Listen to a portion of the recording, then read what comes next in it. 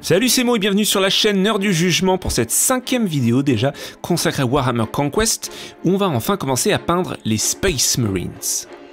Alors avant toute chose, je vais commencer par dépoussiérer la figurine à l'aide d'un vieux pinceau sec pour enlever les petites miettes de plastique qui resteraient du nettoyage, ou simplement les poussières. Bien évidemment, vous pouvez aussi simplement souffler sur la figurine.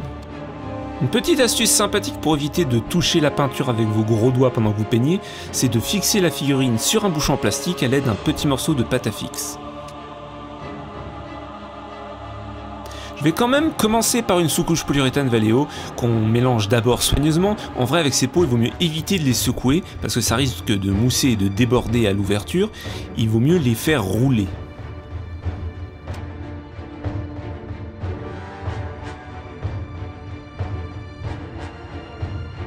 Donc on en place quelques gouttes sur la palette, a priori pas besoin de la diluer, cette peinture est déjà suffisamment liquide, beaucoup plus que les citadelles en tout cas, et on va en recouvrir toute la figurine. Je me sers en peinture sur la palette, et je l'étale un peu pour éviter que le pinceau soit surchargé. Je commence à appliquer la peinture sur la figurine et vous remarquerez que le rendu n'est vraiment pas uniforme, on voit encore du bleu au travers. C'est pas très important parce que cette couche de peinture a simplement pour but de permettre aux couches suivantes de bien accrocher.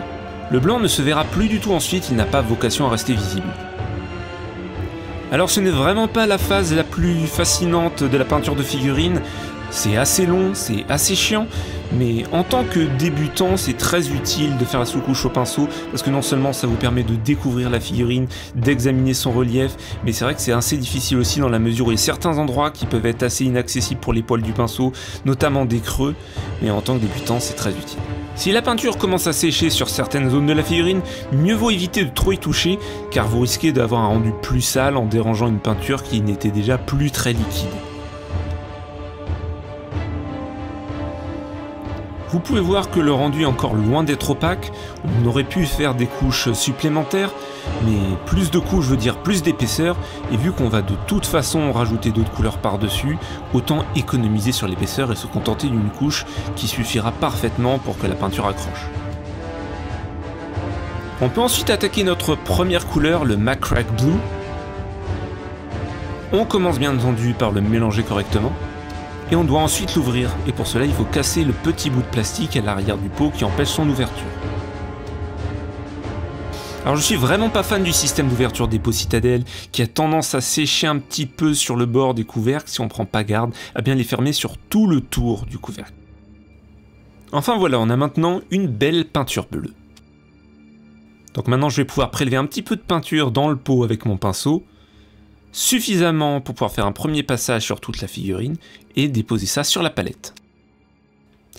Faites bien attention à ne tremper que les poils du pinceau dans la peinture sans aller jusqu'à la virole pour lui garantir une vie longue. Sinon, la peinture risque de sécher et les poils de partir dans tous les sens. Je teste un peu la consistance de la peinture sur la palette et je nettoie mon pinceau au cas où j'en aurais mis un petit peu trop sur les poils pendant que je me servais.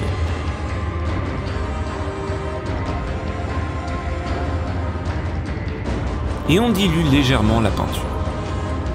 Vous pouvez voir que quand on l'étale sur la palette, elle est assez fluide et assez transparente. On peut commencer par les grandes zones plates. Alors vous pouvez voir que la peinture couvre assez bien et que plus on étale la peinture, plus la couche de peinture est fine et plus elle est transparente. Ensuite, on remarque bien qu'avec le relief de la figurine, on a certains endroits où on va devoir plus diluer la peinture pour qu'elle coule plus facilement dans les creux sans avoir besoin de forcer le pinceau et de risquer d'abîmer ses poils. À ce stade-là, ce qui est évident, c'est qu'une seule couche de peinture ne va pas suffire. Il va falloir repasser plusieurs fois. Ça aurait peut-être été différent si on était passé directement sur le bleu du plastique, mais sur la sous-couche blanche, c'est particulièrement visible. Là, on peut voir ce que donne une peinture légèrement trop diluée. On voit que les pigments s'accumulent dans les creux et que ça crée un genre de filtre transparent sur la surface, ce qui peut être intéressant pour créer des effets, mais pas tellement dans notre cas. Bien sûr, comme je le disais, ça peut toujours nous aider à atteindre certains creux qui seraient un peu trop difficiles à atteindre avec le pinceau sans surcharger de peinture.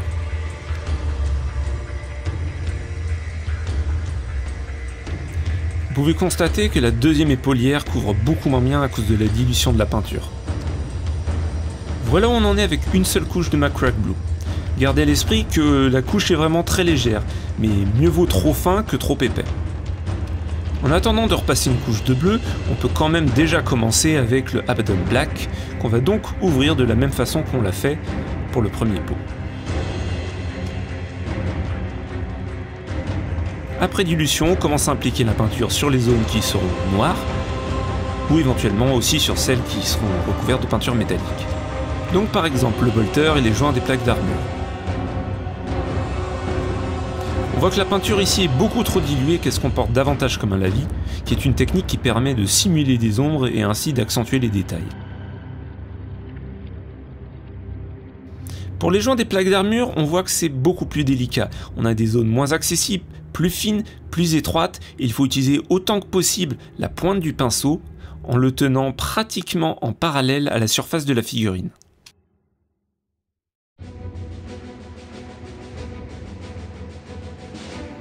N'appuyez pas comme avec un stylo.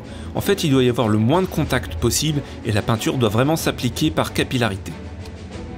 Voilà où on en est après une seule couche de bleu et une couche de noir, et on voit clairement qu'on n'est pas encore au bout de nos peines.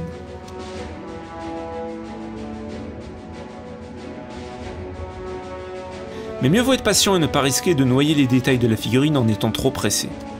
J'entame donc la deuxième couche de bleu, et on peut voir le blanc disparaître peu à peu. Je choisis de laisser sécher cette couche pendant la nuit et de reprendre le travail le lendemain matin. Par contre, je prends bien soin de nettoyer mon pinceau avec du Masters Brush Cleaner. On pourrait faire quelque chose de similaire avec un savon de Marseille classique. Je mouille mon pinceau, je le passe dans le produit et je fais mousser en faisant des petits ronds dans ma main sans appuyer. Ça me permet de retirer la peinture qui peut être restée coincée dans les poils, et il vaut mieux le faire sans trop attendre parce qu'une fois la peinture sèche, c'est très difficile de récupérer les pinceaux.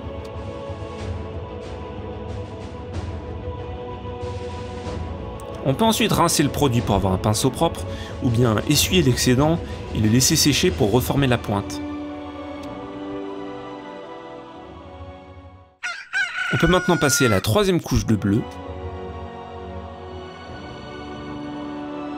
Comme mes couches sont vraiment très fines, c'est pas encore très opaque, mais ça me paraît suffisant pour continuer le travail, quitte à repasser une couche supplémentaire plus tard. J'attaque une deuxième couche de noir en essayant d'être plus raisonnable au niveau de la dilution cette fois-ci. On voit que le résultat est beaucoup plus noir, beaucoup plus opaque et pas gris comme c'était le cas avec la transparence avant. On forme la pointe du pinceau en le tournant très légèrement sur la palette.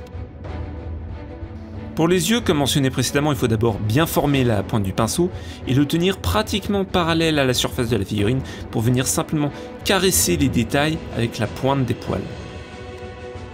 À ce stade-là, les couleurs de base commencent à ressembler à quelque chose, même si elles restent assez fines. On peut ensuite passer aux zones dorées avec le Retributor Armor, ce qui ne représente en fait que 2-3 détails sur la figurine, les bordures des épaulières, l'aigle pectoral et le même symbole sur le bolter.